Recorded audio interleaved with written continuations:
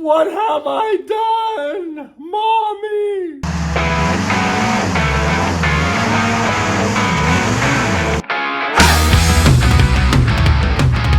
Don't buy cheap grinding discs.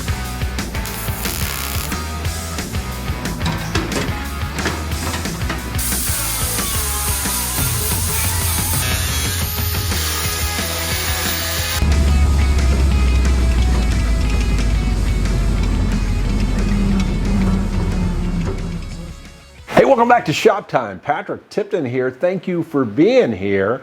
And it's been a wildly productive and varied week in the shop. We get all kinds of stuff done. So let me show you what we've been up to. So the back panel of a World War II Jeep is held on by a bunch of spot welds on all the flanges that you see right here. So removing it is a big deal. And as you can see, results in a lot of damage to the flanges. And unless those flanges get back in all the right spots, that panel isn't going to fit where it's supposed to. Remember the bottom of the toolboxes we cut away? Well, they've got 3 flanges on them too. One for the outside of the tub, one for the inside of the fender well right there, and one that goes on that back panel, which means that that piece has to be perfectly made in order to fit back in. So in addition to the differences between the Ford tubs and the Willys tubs that were made by American Central Manufacturing, there were lots of production changes that happened because of problems that they found. And one of those, we just talked about how the rear panel was spot welded in place with about a jillion spot welds. Well, it turns out that wasn't quite enough when you hung a jerry can back there that weighs, say, 35 pounds full and a spare tire. It turns out that rear panel started cracking, and I guess the welds were splitting. So they came up with a little fix that initially they sent out as a modification work order. And it came with a little gusset that was to either be welded in place or bolted in place. And that would have been kind of in middle of 43. And at that point, they incorporated them into both GPWs and the ACM tubs.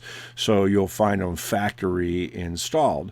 Well, Murph's tub was made probably around the time that that was happening, and this one was welded in place, although it pretty roughly welded, so it may have been a field expedient, and it may not have been.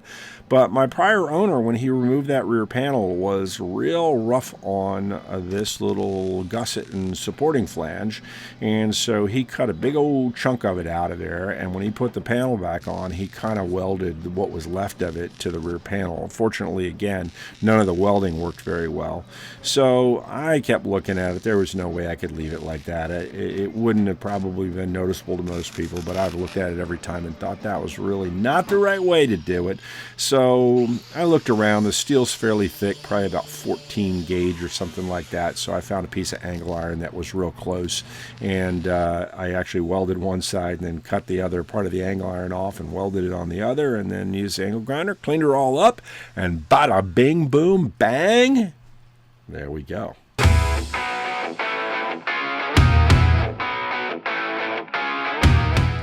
All right, guys, lots more test fitting. Let's talk about this a little bit. So I want to show you a little bit. So you see, that is not a bad amount of space there. It's not completely flush, but again, I need to do a little bit of work. I think it will pull in completely. You see inside there, that toolbox, that's pretty jingy. The guy didn't weld it. I need to clean all that, but I think I can get some welds on there. There's a hole right there I probably should have fixed, but I don't know what I'm gonna do. It's behind the stabilizer there. I didn't even notice it until now. So down in the bottom though, good, very happy with this. I drilled a hole to mount this. So we look at this, pretty darn good. Again, that'll fit perfectly. That is mounted more or less perfectly. It may be a little bit on this side, but happy there. Again, this has got to go back a little bit. There's a little bit of work to be done in there, but not bad. Come on this side. This one is now more or less where it's supposed to be. The reason it's not going in is because it's hanging up right there, and you can see it. So that's not helping me. But this looks really good now. And again, I got a little bit out right there at the bottom. You see how that is? But first of all, I can force it.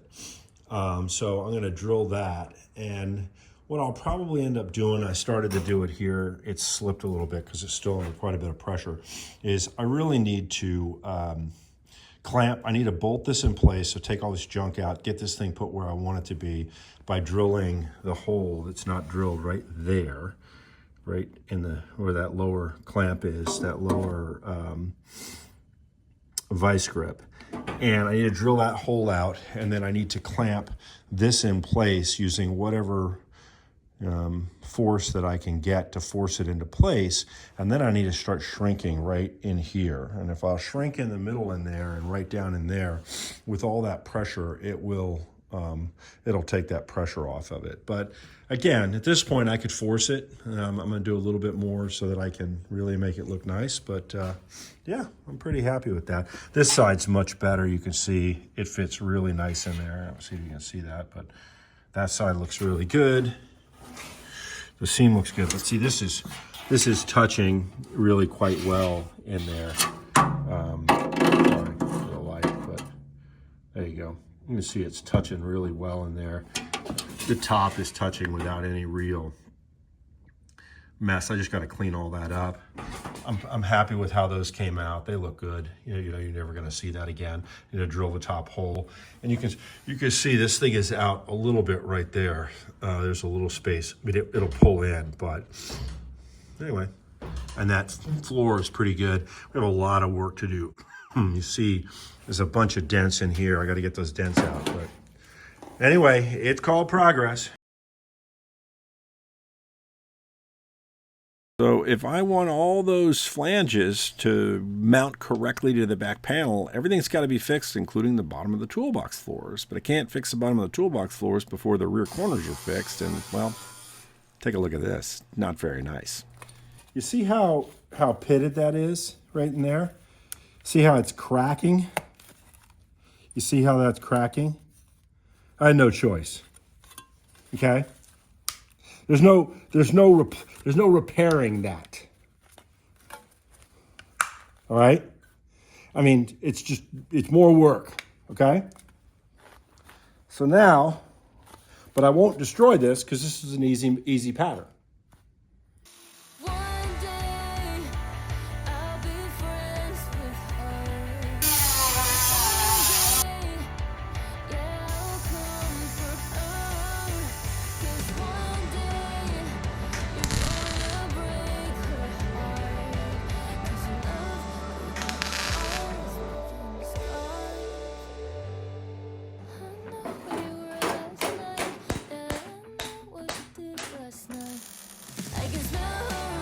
Doesn't look perfect, but now we're going to grind for a second.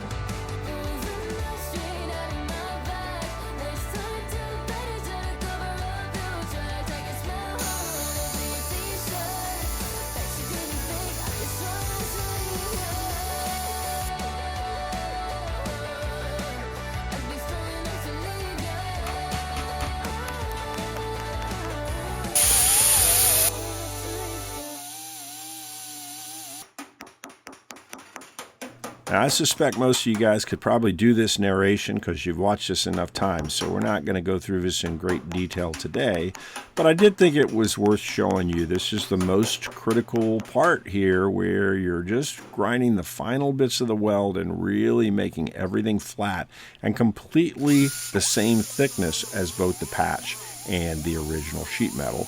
And when you get it right, of course, everything disappears. And it doesn't mean that you'll do it right the first time or even the fifth time, and that you won't have to go back in and add a little bit of metal, a little welding here and there, a little more hammer and dolly. But I thought it was worth showing you this part. And I have an announcement, too. I got another video coming up here, and I'll tell you a little bit more about it that should hopefully help you if you're doing this kind of work.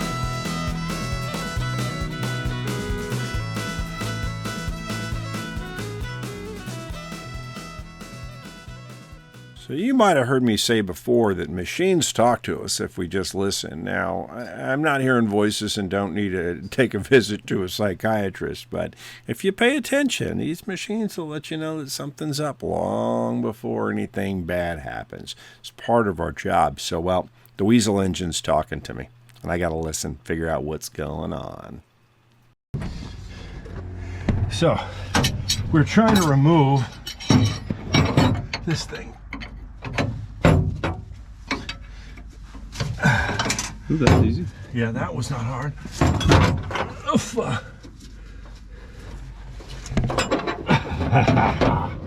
So I suspect that the oil pressure relief valve is stuck on my 1943 Studebaker M29 Weasel, and that's not good. I don't know, man. Now, will all the oil come rushing out of this thing? No, right? No. Okay. No, but dude, I don't know, man. Hard to get in here. There you go. That should just turn almost. Huh? No? Oh, fuck no. Nothing turns in this thing. No. I wonder if I go this way. I wonder if I try to go this way, if I can get there easier. Because it's just not, you know, I need to be like 4 feet tall. And they had guys like that. Yeah, they did. I don't even know if I can reach down there like this. You don't want to try to put that on a socket? Well, I just want to see if I can't even reach it. No. Not from that direction. So I got the access port open, and that little piston, the valve itself should pop right out, but it doesn't want to do that. So now I'm trying to figure out a way without much access to get it out. Let me show that picture. So this is what we're trying to get out. So the purpose of this little oil pressure relief valve is to dump excess pressure back into the oil pan when the engine is producing more than it needs. And so the oil pump itself puts out more oil and more oil pressure than one needs when you're running the engine up at RPM, but at idle it's putting out the right amount. And so since you've got an excess amount of pressure, you got to do something. And this little spring and piston, essentially the pressure compresses the spring and moves that piston past an opening that dumps oil pressure. And for some reason mine is stuck, and as you can see, getting down in here is next to impossible. We got the access port open, and I got a rare earth magnet in there to try to pull it out, but it is stuck. Now, it wasn't stuck when we worked on this engine before. I shouldn't say that. It was stuck. I got it out. I thought I cleaned it well enough, but for some reason it's hanging up in there. My last ditch was to start the engine and hope that that oil pressure pushed the piston out. Let's see what happens. I'll see it anyway. So if, I mean, you know, everything else.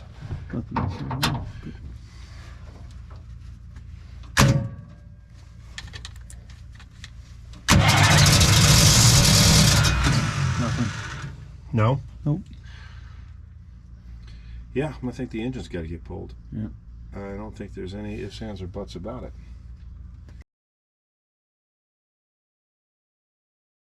Collecting these crazy machines is a global passion, and you know, I try not to throw things away that might have some use to somebody, even if the parts are not parts that I probably would use again.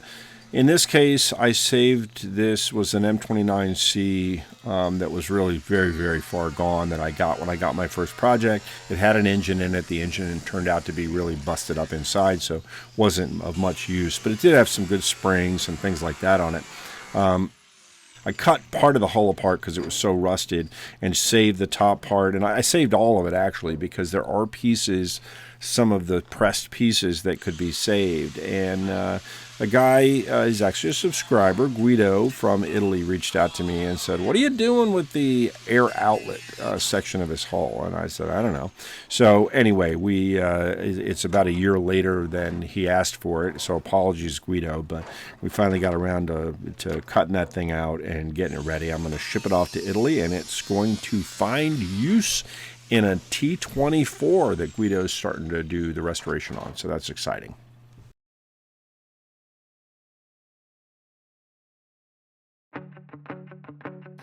first said it was over, yeah, it all went black. Didn't get any closure, like a heart attack. But then you came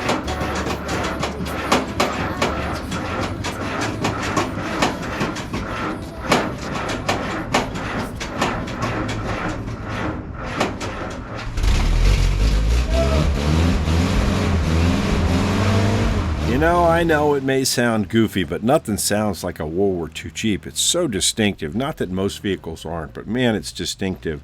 The engine sounds, the way it whines when you drive it. So anyway, we hadn't had the Jeep out in probably almost 2 months, maybe a month and a half. So it was kind of mild, and I said, hey, let's get this thing out, charge it up a little bit, and take it for a little ride around the farm, see what we can do. So I usually put music to these things, but I don't know, you gotta listen to the engine and the whine of the transmission. It's cool. What's going on? A little recon mission here, because see if your property's still there, and just making sure everybody's here. This is the failed field, didn't get caught. Whoa, whoa.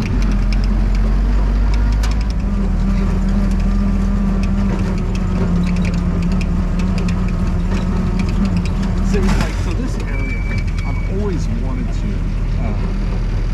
this is a really cool area. Yeah, it is. To clean, but very much. Let's get going.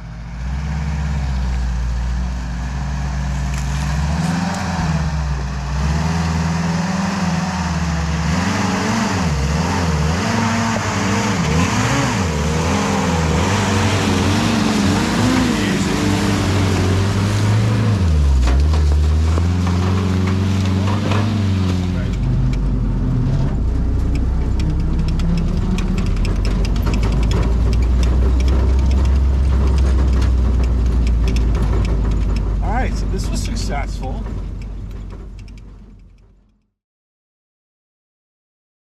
So we were cleaning the shop a little bit, and I inherited this engine stand about 20 years ago when a buddy of ours left it in our hangar and then died. And so everybody gave it to me, and I've used it a lot. The only problem is the front wheel is held on with a pretty thin piece of steel, and it has a tendency to bend, and then it jams up the swivel on the front wheel, and you can't move the thing. So I welded on some angle iron on either side to stiffen the whole operation up. You see me using the oxyacetylene. I've been doing a bunch of oxyacetylene welding, which is fun for a whole bunch of reasons. We'll do a video on that soon. And then I flipped it over and MIG'd the top on, and bada bing boom ba, baby.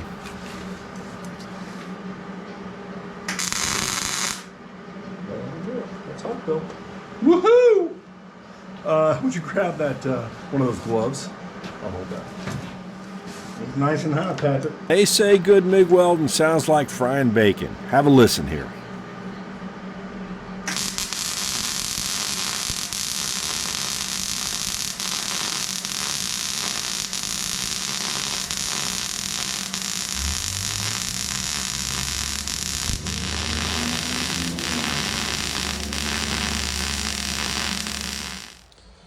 There you go, guys. New and improved engine stand. That will not bend any longer. So put those big, heavy Studebaker Champion 6-cylinder motors on this engine stand, and she's going to work like a champ.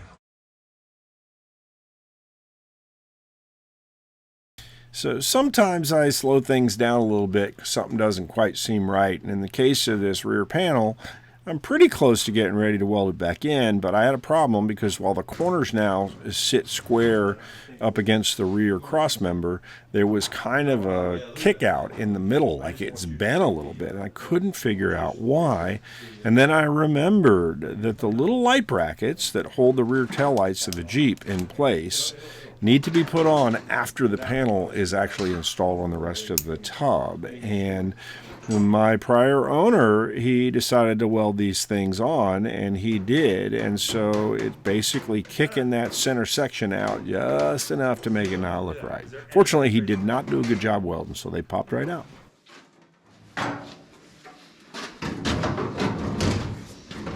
You got your bolt.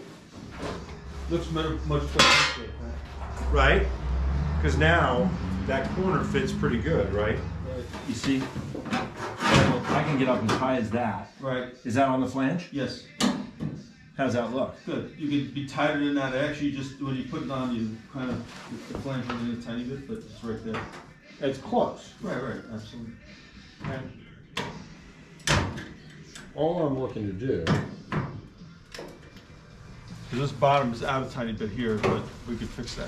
Right, this. Right, but this, all you do, again, you know, that, like I said, the way I fix that pad is like this. I'm going to show you everybody here when we do this here. So we're still a little out here. So what we do, right, is we grab this thing.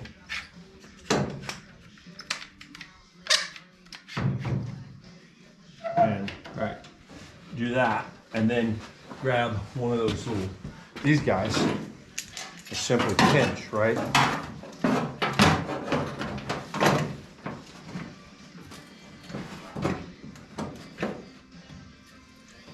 Okay, and now, all right, and then to go back, because that thing, I mean, it's barely out, right? And you see how it's got a hump? I know, fucking thing in the way everywhere. But, so, this right here needs to be shrunk, right? So we're gonna heat that up a little bit. And then Shrunk in from this way. yeah, it'll, right, that part will have to, this line looks pretty good. And again, we can, and then all in here, like down this area right here, if this shrinks, it's gonna squeeze this, right? If I, the bottom part, if you can imagine, if you're shrinking right on this curve, it's gonna tighten the radius of the curve up. Right. So if I just heat this up like this, right in here, and a little bit in this area in here, a couple times, let it cool, it'll, right, it will forget, it will have new memory. So, but I mean, that point, this thing needs to be, is a little low, but not bad, right? So I can weld this, and if you look, see this flange, if you look on the inside, right there, you see the flange totally on right there. Right. And it's totally on down here. It just, right, I just need to bang it in. And we need to clean up his old welds and everything. So Exactly. the vice grip long And then reach welding things you clamps got are so cut useful. like I this. bought them, you know, one, they're not inexpensive, but keep accumulating them. I got some really long ones for the Weasel, and they're very helpful because what I'm doing is pushing the flanges from the body up against the back panel. And again, to spot weld something like this, it would have had to have been touching completely with no space at all. I have a little bit of room because I'm going to be MIG or TIG welding these back together again, but I want them to be as close to original as I can. So I'm pushing everything in using those clamps, and I'll clamp everything down real tight, weld it, and then take the clamps off. And yeah, I think we're making good progress here. It really, again, everything's looking quite good. There's still a couple of bends in the rear panel, even though it was quote unquote new. Prior owner moved some stuff around, and he obviously put things together, and it bent some stuff because it wasn't quite fit correctly. So I had to do a little bit more massage, and there's a little bit of rustness. In fact, there's a little bit of pitting too, which is kind of unfortunate, but I will clean that up. I might use a little glazing compound on a couple of the pits if I have to, but I got still a little bit more. But the next step of this whole process is going to be to put the toolbox floors in, and I will do them with this panel kind of put in place, not totally put in place, but I want it there. And then I got to fit those three-sided flanges in, and I will tack the floors in on both sides once I'm comfortable that they're in exactly the right spot. Then remove that rear panel, finish welding the two floors in on at least the inside because I have great access with the panel off. Then I will install the rear panel. Then we're going to take the tub off, and we'll clean up the rest of the stuff and get this thing ready for paint. So we're not too far away.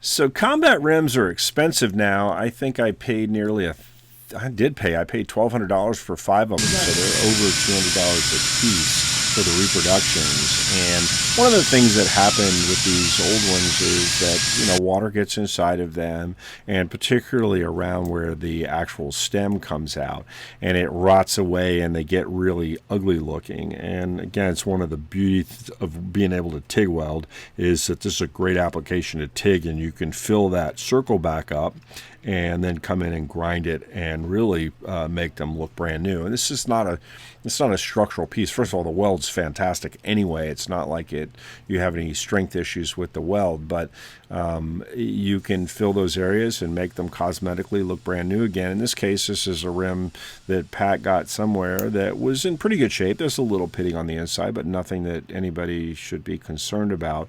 But that hole just it was jagged to the point that if you stuck a tube in there, it would probably cut the stem itself, and of course you'd end up with a flat. So it's been on our list of things to do, and since we were cleaning a shop and doing miscellaneous projects that day, we went ahead and welded her up. It came out a-okay. Just a little more grinding on that. See, it looks pretty sharp. So that was a super productive week, a lot of fun. I got a lot accomplished. You know, I think we're on track to get this tub finished, at least with the body work, by the end of January. Hopefully I'm going to be able to get it in paint. We're not too far away. There's still a lot of little detail work, and every one of these little projects takes time. But I'm going to keep pushing. This weekend should be a big weekend, and I'm hopeful that I will be, you know, maybe not have the panel completely welded in place, but I might. We're going to be real close. So I'm excited about that. Then I've got to weld the hat channels in still, do a little bit more floor work. We got to work on that rear floor, which is going to take some time. It's not a huge project, but just, you know, something that'll take as much time as it takes till it looks right.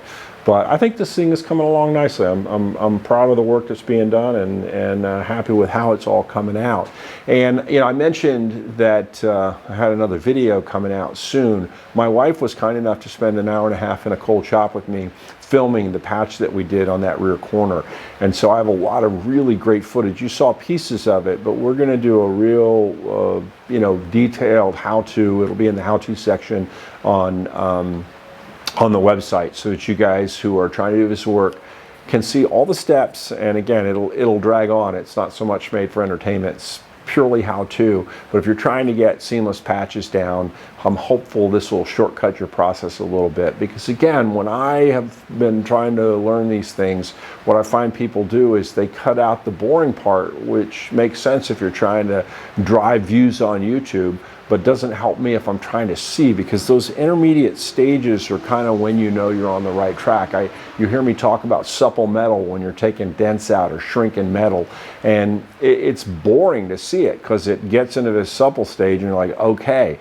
But it's you know you're on the right track, and if somebody tells you that, then you hit that spot and you've seen me show it before, you say, oh, I'm right where I'm supposed to be, as opposed to, I don't understand, I never see him go through this phase, because they cut it out and made it look like it took 5 minutes when in fact it took 2.5 hours. So that's why we're here. We're trying to make it not look like that. We're trying to give you the shortcuts. It's still going to take time, but hopefully it helps you get there faster. So a little disappointed with the Weasel engine. Fortunately, I don't have 10 feet of snow on the ground, or I'd be really bummed. It's about a half-a-day job to pull it out, and it could take me 10 minutes to get that little valve or piston out, or it might take me disassembling the whole engine. So I think I don't really want to start that. I mean, it is winter and I want to be able to drive the Weasel, but I got to be disciplined and get this Jeep done. So the goal is to have it done by the end of January. So I'll get that Weasel out, engine out over the next couple of weeks, and hopefully it'll be quick. If it requires more work than that, I'm going to end up putting new valve guides in it because it smokes, and I know the reason it's smoking is because the valve guides should have been replaced when I did the valves. So I'll probably pop those things out, do the valve guides. We'll learn something new. I've never done them before, seen people do them, so we can learn that one together, and hopefully it comes out okay. So I think that's it. everything else is cruising along here. We're having a pretty mild winter right now, which is good with old Joe's $5 heating oil. So anyway, I hope you're all out in your shop. I hope you're learning new things. That's the other thing. I've been doing a lot of gas welding. I learned, that was the first process I learned how to do, and I love oxyacetylene welding. One, it's a little easier on your eyes. And it's a little harder than, it's definitely harder than MIG welding. It's probably a little harder than TIG welding too, because you don't have quite the control that you do with TIG.